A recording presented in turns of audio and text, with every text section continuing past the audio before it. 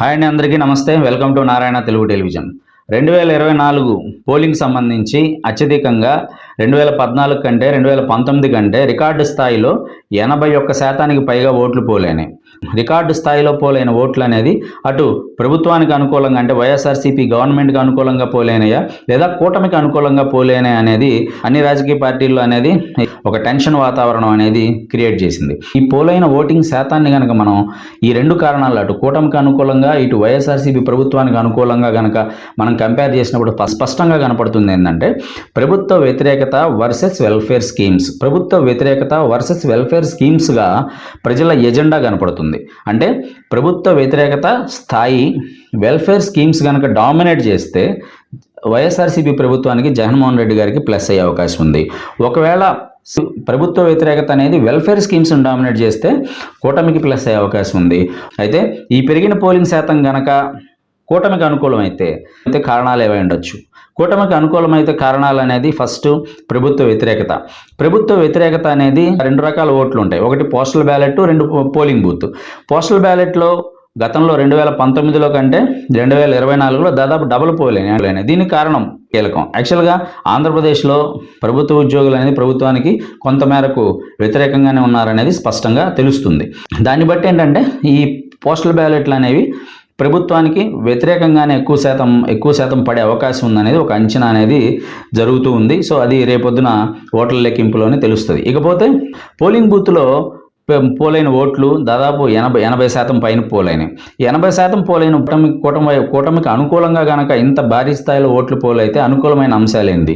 TDP, Janasena, BJP యొక్క cadre లీడర్లు ఎక్కువ మంది ఉండటం వల్ల ఒక పోలింగ్ బూత్ స్థాయిలో టీడీపీ, జనసేన, బీజేపీ యొక్క లీడర్స్ ఎక్కువ స్థాయిలో ఉండటం వల్ల వాళ్ళ క్యాడర్ని గట్టిగా పోలింగ్ బూత్ దాకా పోల్ మేనేజ్మెంట్లో భాగంగా గట్టిగా పోలింగ్ బూత్ దాకా తెచ్చి ఉండాలి. అదొక కారణం. రెండో కారణం ఏంటంటే ప్రభుత్వ వ్యతిరేకత ఆ స్థాయిలో ఉండాలి. ప్రభుత్వ వ్యతిరేకత అనేది ఎట్లయినా సరే ఈ ప్రభుత్వం మాకొద్దు అని చెప్పేసి ఆ స్థాయిలో ఎక్కువ ఉండాలి. ఆ స్థాయిలో ఎక్కువ ఉందా అనేది ఇక్కడ ప్రశ్న. కారణం ఏంటంటే ఈ వెల్ఫేర్ స్కీమ్స్ తీసుకుని ప్రజలు జగన్మోహన్ రెడ్డి గారు వద్దు, కూటమే కావాలి అనుకోవడానికి ఏ మేరకు అవకాశం ఉంది అనేది కూడా ఇక్కడ ప్రధానమైన అంశంగా కనపడుతుంది.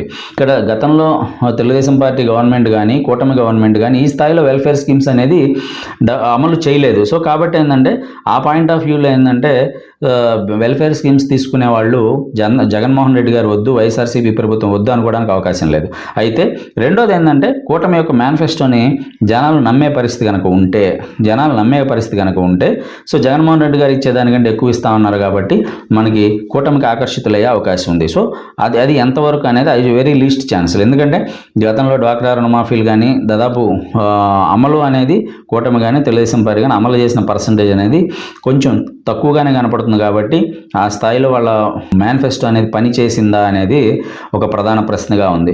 TDP cadre, Janasena cadre, BJP cadre కలిసికట్టుగా పనిచేసి ఉండాలి. వాళ్ళ ఓటర్స్ని బూత్ లెవెల్లో బూత్ దాకా తెచ్చి ఉండాలి. ఈ రెండో పాయింట్ ఏంటంటే ప్రభుత్వ వ్యతిరేకత చాలా తీవ్రంగా ఉండాలి. సో ఈ రెండు పాయింట్లు కనుక బాగా పనిచేస్తే కనుక కూటమి వైపు ఈ పోలింగ్ శాతం అనేది వెళ్ళే అవకాశం ఉంది. ఒకవేళ ఈ పెరిగిన పోలింగ్ శాతం కనుక జగన్మోహన్ రెడ్డి గారు కనుక అనుకూలమైతే ప్రధానంగా కారణాలు ఏమై ఉంటాయంటే అక్కడ ప్రధానంగా కనిపిస్తున్నది ఏంటంటే welfare schemes delivery mechanism. Welfare schemes పెట్టడమే కాదు, దాని డెలివరీ మెకానిజానికి కూడా గ్రామ వార్డు సచివాలయాల ద్వారా వాలంటీర్ వ్యవస్థ ద్వారా డోర్ డెలివరీ చేయడం జరిగింది. సో దీనివల్ల ప్రధానంగా ప్రజలు ఆకర్షితులై ఉండాలి. రెండోది ఏంటంటే పరిపాలన సౌలభ్యం. ఇంకోటి ఏంటంటే ఇంతకుముందు ఏ చిన్న పని ఉన్నా ఎంఆర్ ఆఫీస్ చుట్టూ తిరగాల్సి వచ్చేది. కానీ ఇప్పుడు ఏంటంటే వాలంటీర్లు, సచివాలయాలు మన ఏరియాలో ఉండటం వల్ల కొంచెం పరిపాలన సౌలభ్యం అనేది పెరిగింది. దీని మీద ప్రజల్లో పాజిటివిటీ రేట్ అన్నా పెరిగి ఉండాలి. మూడో పాయింట్ ఏంటంటే ఇంత పెద్ద వెల్ఫేర్ స్కీమ్స్ అనేవి గతంలో ఎప్పుడూ చేయలేదు, చేస్తానని కూడా కూటమి ప్రభుత్వం అనేది గతంలో చేయలేదు. సో ఇది జనాలని ఇంత పెద్ద ఎత్తులో పోలింగ్ బూత్లోకి తీసుకురావడానికి ప్రధానమైన కారణం అయి ఉండాలి. సో ఇక్కడ ఈ ప్రధానంగా ఇవన్నీ కంపేర్ చేసిన తర్వాత ఈ కూటమికి ఇటుపక్క వైఎస్ఆర్సీపీ ప్రభుత్వానికి ప్రజల యొక్క ఎజెండాని మనం ఆలోచించిన తర్వాత ప్రధానంగా కనపడుతుంది ఏంటి అంటే ఇక్కడ రెండు స్పష్టంగా ప్రజల ఎజెండాగా కనపడుతుంది. ఒకటేంటంటే ప్రభుత్వ వ్యతిరేకత, వెల్ఫేర్ స్కీమ్స్. ఈ రెండు చాలా కీ రోల్ పోషించినట్టుగా కనపడుతుంది. ప్రభుత్వ వ్యతిరేకత వెల్ఫేర్ స్కీమ్స్ని డామినేట్ చేస్తే కూటమికి ప్లస్ అయ్యే అవకాశం ఉంది.